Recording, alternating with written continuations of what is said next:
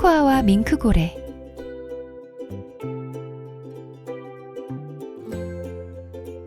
잔잔단단히 만든 창작 동화.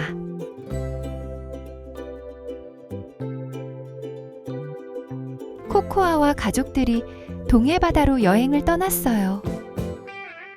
강원도 강릉으로 향하는 길은 멀고도 험난했죠. 차가 터널을 지날 때마다 코코아는 낑낑 소리를 내며 아빠의 무릎 위로 올라갔어요. 코코아야, 이제 다 왔어. 저기 좀 봐.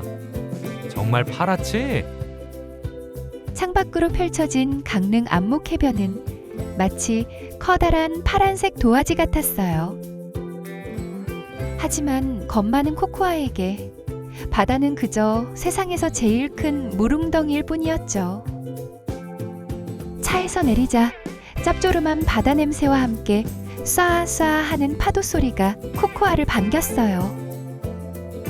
코코아는 모래사장에 발을 딛자마자 깜짝 놀랐어요. 발바닥 사이로 스르르 빠져나가는 고운 모래의 느낌이 생소했거든요.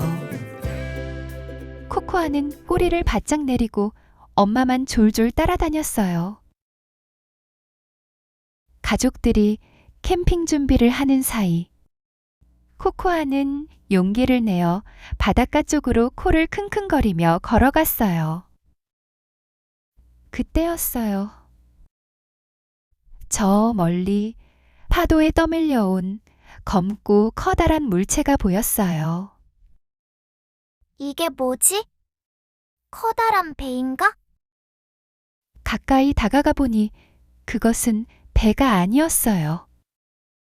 바로 어린 밍크고래였어요. 밍크고래는 몸 길이가 코코아보다 수십 배나 컸지만 왠지 아주 작고 연약해 보였어요. 가장 눈에 띄는 건 고래의 가슴 지느러미였어요. 마치 하얀색 붕대를 감은 것처럼 선명한 하얀색 띠가 둘러져 있었거든요. 동해바다에 사는 밍크고래들만의 멋진 특징이었죠. 하지만 지금 고래는 그 멋진 지느러미를 까딱일 힘조차 없어 보였어요. 뜨거운 강릉의 햇볕 아래서 고래의 등은 점점 말라가고 있었고 숨구멍에서는 피익 피익 하는 힘겨운 소리가 났어요. 코코아는 너무 무서워서 뒷걸음질을 쳤어요.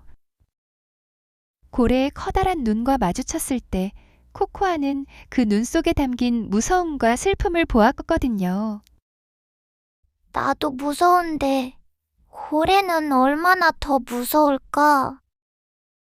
그 순간 코코아의 마음속에서 잔잔하지만 단단한 무언가가 솟아올랐어요. 항상 숨기만 하던 코코아가 고개를 높이 들고 바다를 향해 짖기 시작했어요. 멍멍멍! 왈! 왈! 평소의 가느다란 소리가 아니라 온 바다가 들썩일 정도로 우렁찬 소리였어요. 코코아, 왜 그래? 무슨 일이야? 가족들이 달려왔어요. 고래를 발견한 아빠가 깜짝 놀라 외쳤어요. 세상에, 밍크고래야. 파도에 밀려왔나 봐. 다들 어서 물을 가져와야 해. 코코아도 바빠졌어요. 코코아는 입에 물고 있던 자신의 파란색 물그릇을 들고 바다로 뛰어갔어요. 차가운 동해 바닷물이 발을 적셨지만 코코아는 멈추지 않았어요. 작은 그릇에 물을 담아 고래의 하얀 띠가 있는 지느러미 위로 뿌려주었어요.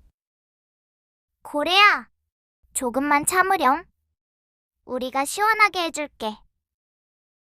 꼬마 주인 도니는 자기 키만한 커다란 수건을 물에 적셔 고래의 등을 덮어주었고 아빠는 해양경찰에 전화를 걸어 도움을 요청했어요. 코코아는 작은 다리가 후들거릴 때까지 모래사장과 바다를 수십 번 왕복했지요. 근처 카페에서 커피를 마시던 사람들도 하나 둘 모여들었어요. 고래를 살려야 해요. 사람들은 각자의 양동이와 물병들을 가져와 고래에게 물을 끼얹어 주었어요. 강릉의 푸른 바다 앞에 모인 사람들은 모두가 한마음이었어요. 드디어 해양경찰 구조대원들이 도착했어요. 자, 이제 곧 밀물이 들어옵니다. 그때에 맞춰 고래를 바다로 밀어줍시다. 사람들이 고래 주위에 모래를 파내 길을 만들었어요. 코코아도 옆에서 작은 앞발로 모래를 열심히 파헤쳤어요. 하나, 둘, 셋, 영차! 커다란 파도가 고래의 몸을 감싸 안는 순간 모두가 힘을 합쳐 고래를 밀었어요. 드디어 고래의 꼬리 지느러미가 힘차게 움직였어요. 밍크고래는 깊은 바다로 천천히 헤엄쳐 나갔어요. 그러더니 수면 위로 훌쩍 솟아올라 하얀 띠가 있는 지느러미를 흔들며 인사했어요. 마치 고마워. 용감한 강아지 코코아야. 라고 말하는 것 같았죠. 그날 밤, 강릉 바다 위로 둥근 달이 떠올랐어요. 코코아는 더 이상 파도 소리를 무서워하지 않았어요. 아빠의 옆에 나란히 앉아 바다를 바라보며 코코아는 생각했어요. 나는 여전히 겁쟁이일지도 몰라. 하지만 누군가를 돕고 싶을 때 내 마음은 바위처럼 단단해질 수 있어. 안목 해변의 잔잔한 파도 소리가 코코아의 귓가에 자장가처럼 들려왔어요. 오늘 하루 세상에서 가장 용감했던 치와와 코코아는 그렇게 단단한 꿈을 꾸며 잠이 들었답니다.